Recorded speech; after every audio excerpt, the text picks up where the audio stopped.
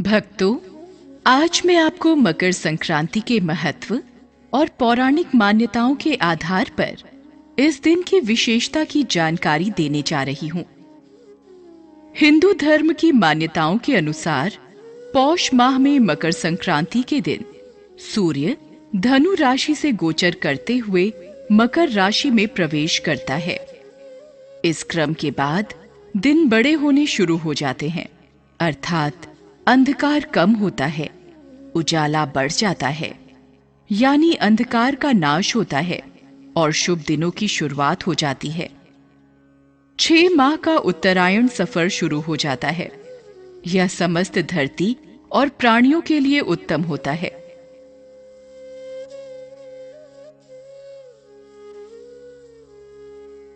इस दिन से ठंड कम होनी शुरू हो जाती है और धीरे धीरे मौसम में गर्माहट शुरू हो जाती है। सूर्य अच्छे स्वास्थ्य का भी प्रतीक है। सूर्य के संपर्क से हम ऊर्जावान महसूस करते हैं। सूर्य के उत्तरायण होने से जप तप, दान पुण्य, दया धर्म, व्रत, श्राद्ध तर्पण आदि धार्मिक अनुष्ठान का महत्व बढ़ जाता है। तीर्थ धामों पर, गंगा घाटों, यमुना नदी, नर्मदा आदि नदियों पर, गंगा सागर पर महापर्व, स्नान और दान देने का बहुत ही पुराना इतिहास है।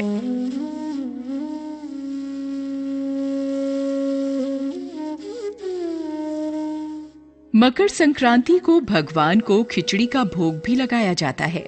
मान्यताओं के अनुसार अपने पूर्वजों की आत्मा की शांति के लिए खिचड़ी का दान करने का भी महत्व है। पूजा विधि। मकर संक्रांति के दिन स्नान का अधिक महत्व है। इस दिन तीर्थ धामों या पवित्र नदियों, गंगा घाट, गंगा सागर, यमुना घाट पर जाकर स्नान करना चाहिए। यदि ये संभव ना हो तो घर में ही स्नान के जल में थोड़ा गंगा जल मिलाकर तिल मिश्रित जल से स्नान करना चाहिए। स्नान के पश्चात तांबे के लोटे में जल भरकर उसमें तिल, चावल, चीनी, लाल रोली, लोटे में थोड़ा गंगा जल मिलाकर सूर्य भगवान को अर्घ्य देना चाहिए और ओम सूर्याय नमः, ओम आदित्याय नमः मंत्र का जाप करें। तत्पश्चात कुछ दान अवश्य करें। आपकी सारी मनोकामनाएं पूर्ण होंगी। मान्यता है इस दिन का दिया हुआ दान 100 गुना होकर वापस मिलता है। मकर संक्रांति कथा।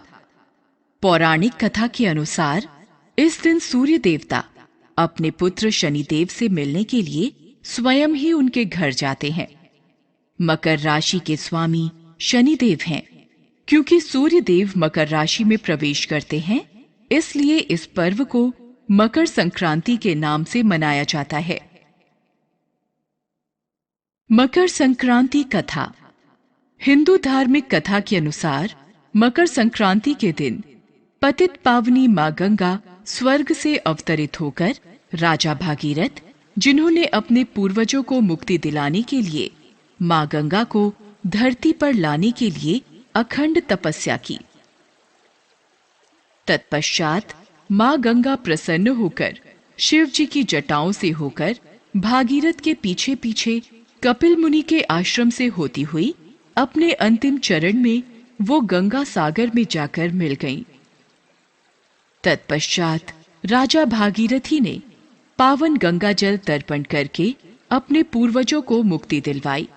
अतः इसलिए इस दिन गंगा और पवित्र नदियों के जल में स्नान करने का महत्व है, जिससे हमें आरोग्य और मोक्ष की प्राप्ति होती है। मकर संक्रांति की कथा। गंगा पुत्र भीष्म पितामह को इच्छा मृत्यु का वरदान प्राप्त था।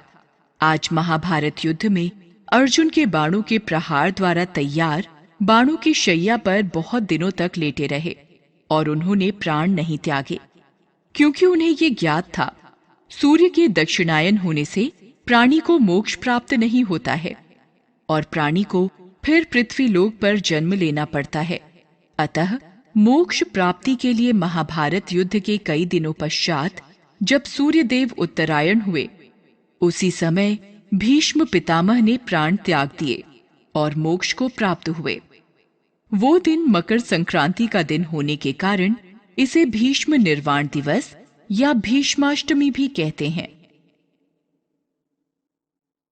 मकर संक्रांति कथा। ब्रज मंडल में भी यशोदा जी ने पुत्र प्राप्ति के लिए ही व्रत रखा था। इस दिन महिलाएं तिल गुड़ दूसरी महिलाओं को बांटती हैं।